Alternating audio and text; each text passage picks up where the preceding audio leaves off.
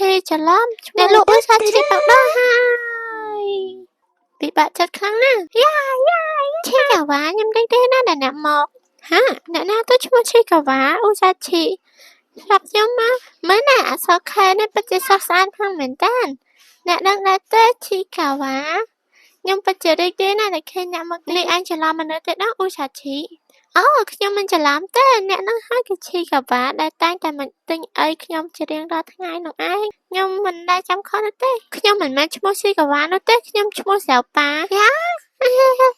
ខ្ញុំពិតជាចាំឈ្មោះច្រឡំមែនវាSachiនឹងមិត្តភក្តិនាំគ្នាដើរលេងយ៉ាហូ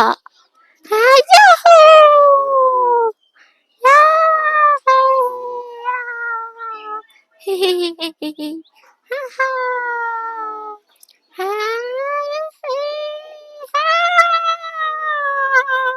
Ha. La la la. He he he la la la la. He he he he ha. He he he ha.